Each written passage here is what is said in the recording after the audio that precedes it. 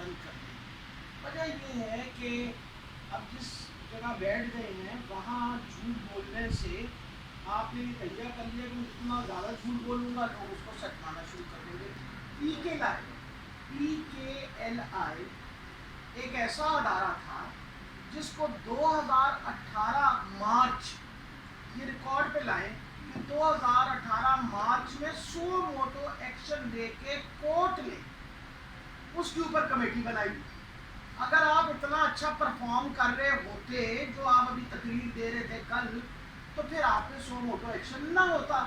Court نے سو motto action کر کے اور اس کے اوپر کمیٹی بٹھا دی جو لیڈ کر رہے تھے ڈاکٹر جواد.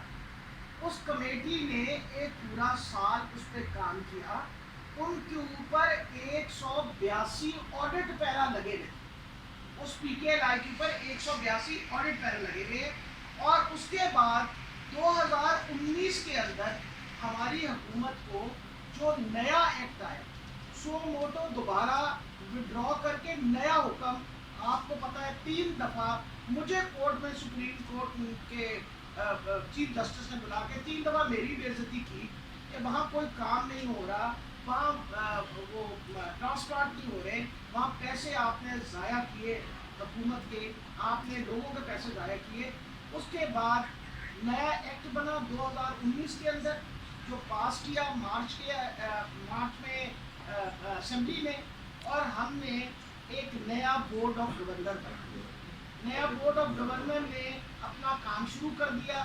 انکمپلیٹ ہسپتال تھا جس کے صرف 2 تھیٹر کام کر رہے تھے جو بالکل ناکافی تھے. اس کے دورانیہ میں 8-10 لیور ٹرانسپلانٹ اور کوئی 25-30 کڈنی ٹرانسپلانٹ کے علاوہ وہاں کچھ نہیں ہوتا ہے. ہم نے انشور کیا کہ ہم پیسے دیں، کیونکہ کنسٹرکشن کے 18 ارب روپے آلریڈی دے چکے تھے. یہ نہ ایکنک اپروو تھا، نہ اس کا کوئی PC1 بنا. اس کے باوجود کیونکہ ہمیں پتا تھا یہ قوم کے پیسے لگے ہوئے ہیں، ہم نے مزید پیسے دیے. اس ہاسپٹل کو ہم نے چالو کیا. آپ کے سامنے کووڈ آ گیا. کووڈ کے اندر کیونکہ وہاں اس طرح کام نہیں شروع ہوا تھا اور صرف 2 آپریشن تھیٹر کچھ نہیں تھے، باقی تیار ہو رہے تھے، تو ہم نے اس کو کووڈ کا ہاسپٹل بنایا. آپ ساروں کو پتہ ہے اس ہسپتال میں 1200 سے زائد سیریس پیشنٹس داخل رہے اور اچھا سا اچھا علاج فری آف. یہ الیکشن کمیشن کی بائنڈنگ تھی کہ وہ جلد از جلد اس کے اوپر فیصلہ کریں، لیکن ابھی تک ان لوگوں کو، ان لوٹوں کو ابھی تک الیکشن کمیشن کی طرف سے کوئی نوٹس بھی نہیں گیا تاکہ وہ ان کو ہیئرنگ کر سکیں. ہمارا یہ مطالبہ ہے کہ اس پروسیس کو جلد از جلد مکمل کیا جائے اور ان لوٹوں کو ڈی سیٹ کیا جائے. دوسری بات، الیکشن کمیشن جو بار بار یہ کر رہا ہے کہ نئی حلقہ بندیاں ہم کریں گے 4 مہینے لگیں گے. سینسس کا عمل جو ہے مئی 2021 میں مکمل ہو گیا تھا. 1 سال گزرنے کے باوجود کیا یہ الیکشن کمیشن کی ذمہ داری نہیں تھی؟ کسی کے کہنے کی ضرورت نہیں ہوتی ہے حکومت کی. یہ ادارے کی یا خود آئینی ذمہ داری اور اس کا فرض تھا کہ جو ہی نئی سینسس مکمل ہوتی یہ حلقہ بندیوں کے اوپر اپنا کام شروع کرتے تھے. تو یہ بھی اس کی مجرمانہ غفلت ہے الیکشن کمیشن کی کہ انہوں نے حلقہ بندیوں کا کام، اب وہ کہہ رہے ہیں کہ ہم نے شروع کیا اور فلاں مہینوں کے اندر جو ہے یہ کام مکمل ہوگا.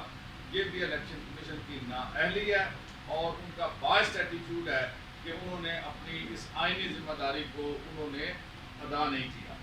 تیسری بات جو ہے فارن فنڈنگ کیس، کہ فارن فنڈنگ کیس کے اندر صرف PTI کو سنگل آؤٹ کر کے وہ کوشش کر رہے ہیں کہ کوئی اس طرح کا فیصلہ دے دیں کہ جس سے PTI کو قانونی طور پر کالعدم قرار دے دیا جائے، یا اس طرح کا کوئی بڑا کوئی اس طرح کا قدم وہ اٹھانا چاہتے ہیں. اس کی آڑ میں ہم اس کی بھی مذمت کرتے ہیں اور بار بار یہ مطالبہ کر رہے ہیں، ہماری پارٹی کی طرف سے یہ مطالبہ ہے کہ اکیلے PTI کیوں؟ ہم نے تو ہر طرح کا پچھلے 2 سال سے ہم بھگت رہے ہیں. تمام اکاؤنٹس ہم نے دے دیے، تمام تفصیلات، جزیات سب کچھ ہم نے دیا ہے. تو دوسری جو پولیٹیکل پارٹیز ہیں ان کے کیسز میں اتنی عجلت اور اتنی تیزی اور اتنی سیریسنس کیوں نہیں ہے؟ ہمارا یہ مطالبہ ہے کہ ان دونوں بڑی پارٹیوں کا بھی جن کے کیسز وہاں زیر التوا ہیں ان کو بھی P T I foreign funding case کے ساتھ ساتھ ان کو بھی چلایا جائے اور تینوں پارٹیوں کا فیصلہ کرے الیکشن کمیشن کہ اس میں صحیح کون ہے اور غلط کون ہے. اس